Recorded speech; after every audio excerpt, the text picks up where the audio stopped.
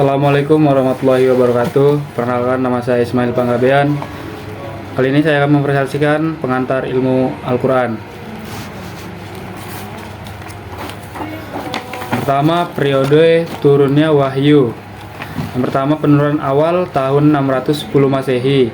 Wahyu pertama diterima Nabi Muhammad SAW di Gua Hira, Makkah pada usia 40 tahun. Periode Makkah 610-622 Masehi. Wahyu yang diturunkan berupa ayat-ayat Makkiyah yang umumnya berisi dasar-dasar keimanan seperti keesaan Allah atau tauhid dan mengingat tentang kehidupan setelah mati. Periode Madinah tahun 622 sampai 623 Masehi.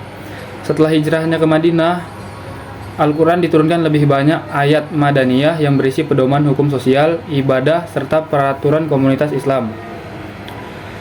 Proses pembukuan dan pengumpulan. Yang pertama, pada masa Nabi Muhammad SAW, wahyu-wahyu yang diterima disampaikan secara lisan dan dihafalkan oleh para sahabat. Yang kedua, masa Khalifah Abu Bakar sekitar tahun 632 sampai 634 Masehi. Setelah banyak penghafal Al-Quran yang gugur di medan perang seperti Perang Yamah, Umar bin Khattab menyarankan Abu Bakar untuk mengumpulkan Al-Quran. Zaid bin Sabit ditunjuk untuk memimpin proyek penulisan mushaf pertama. Yang ketiga, masa Khalifah Utsman bin Affan sekitar tahun 644 sampai 655 Masehi. Untuk mengatasi perbedaan dialek dan bacaan, Utsman memerintahkan penyeragaman Al-Quran dan membentuk standar bacaan Al-Quran yang disebut Mushaf Utsmani. Selanjutnya, dasar-dasar Al-Quran. Dasar-dasar ilmu Al-Quran. Ilmu Al-Quran adalah ilmu yang mempelajari tentang Al-Quran, kitab suci umat Islam yang diwahyukan kepada Nabi Muhammad SAW.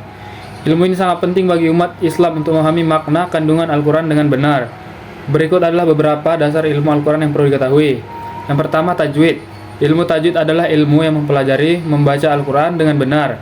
Tajwid berarti memperindah atau memperbagus bacaan dalam ilmu tajwid. Ada beberapa bacaan yang perlu diperhatikan, seperti hukum mati dan tamwin, hukum mim mati, hukum lam definisi, hukum bacaan qalqalah. Yang kedua, ilmu tafsir. Ilmu tafsir adalah ilmu yang mempelajari penafsiran Al-Quran. Tafsir berarti menjelaskan.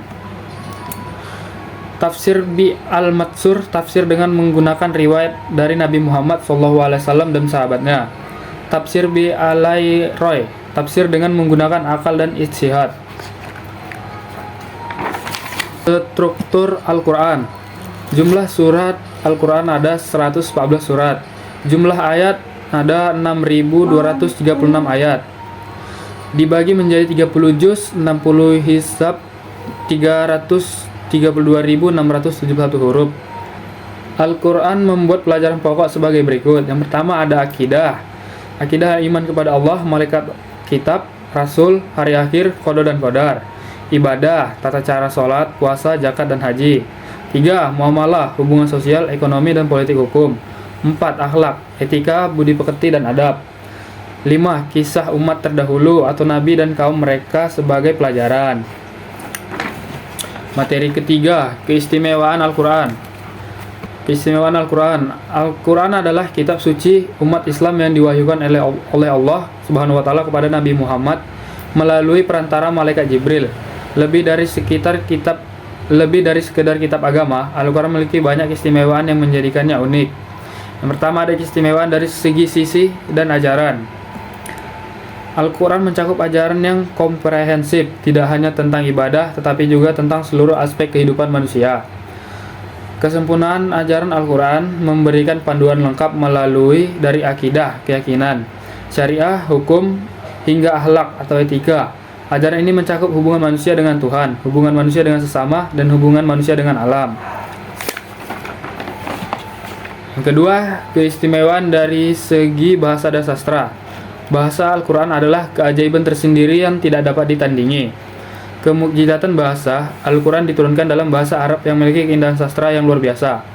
Para sastrawan Arab di masa lalu, meskipun sangat mahir, tidak mampu menandingi keindahan, ketepatan, dan kedalaman makna dari Al-Quran. Ini dikenal dengan sebagai mukjizat balaghah atau keindahan retorika. Materi keempat, mukjizat Al-Quran. Menurut bahasa, kata mukjizat berasal dari ijaz, yang berarti merupakan bentuk masyhadar dari bentuk fi'il, yaitu azaz izu. Al-azaz sendiri berasal dari kata azaza, berarti lemah, memberikan arti bahwa pengokohan Al-Quran sebagai sesuatu hal yang mampu untuk melemahkan berbagai macam tantangan untuk penciptaan karya yang serupa. Fungsi dari mukjizat adalah untuk membuktikan dan membenarkan kerasulan Rasul terhadap kaumnya, sehingga memudahkan dalam memberikan hidayah bagi yang sadar serta memecahkan sikap keras kepala orang yang menolak dan mengingkarinya. Maksud dari mukjizat Al-Quran ini adalah bukan maksud untuk melemahkan lawan, namun dengan tujuan sebenarnya, yaitu untuk menjelaskan kebenaran dan keautentikan Al-Quran, serta Rasul yang membawanya, sekaligus menandakan kalau yang disampaikan oleh mereka untuk menyampaikan risalah dari Allah Subhanahu wa Ta'ala. Materi yang kelima adalah Al-Quran dan ilmu politik. Politik merupakan salah satu aspek penting dalam kehidupan bermasyarakat, dan dalam konteks ini, Al-Quran sebagai pedoman hidup bagi umat muslim memberikan panduan yang sangat komprehensif terkait dengan politik. Al-Quran tidak hanya membahas aspek spiritual semata, tetapi juga memberikan prinsip-prinsip umum dalam menjalankan kehidupan bermasyarakat, termasuk dalam bidang politik. Dalam perspektif Al-Quran, politik tidak dapat dipisahkan dari konsep ketaatan kepada Allah Subhanahu wa Ta'ala dan ajaran-ajarannya. Al-Quran menegaskan bahwa segala sesuatu di alam semesta ini, termasuk kekuasaan dan pemerintahan, berasal dari dan milik Allah. Oleh karena itu, dalam menjalankan politik dan pemerintahan, manusia harus senantiasa tunduk dan patuh kepada aturan-aturan yang telah ditetapkan oleh Allah Subhanahu wa Ta'ala. Salah satu prinsip utama dalam politik menurut Al-Quran adalah keadilan. Allah memerintahkan manusia untuk berlaku adil dalam segala hal, termasuk dalam menjalankan perintah dan politik. Baiklah, itu saja yang dapat sampaikan. Apabila teman ada yang bertanya, dipersilahkan. Assalamualaikum warahmatullahi wabarakatuh. Saya Agus Rahman. Saya ingin bertanya, apa itu ulumul Quran? Terima kasih. Ulumul Quran adalah ilmu yang mempelajari segala hal yang berkaitan dengan Al-Quran, seperti sejarah turunnya, cara penulisannya, cara membacanya, serta metode memahami dan menafsirkannya. Assalamualaikum warahmatullahi wabarakatuh. Saya Asri Ramadhani. Di sini saya akan memberikan pertanyaan kepada Ismail Panggabean. Pertanyaannya adalah, kapan periode Mekah dan Madinah terjadi? Sekian, wassalamualaikum warahmatullahi wabarakatuh. Periode Makkiyah berlangsung tahun 610 sampai 622 Masehi sebelum Hijrah. Sedangkan periode Madinah dari tahun 622 sampai 623 setelah hijrah Nabi ke Madinah. Sekian presentasi saya. Assalamualaikum warahmatullahi wabarakatuh.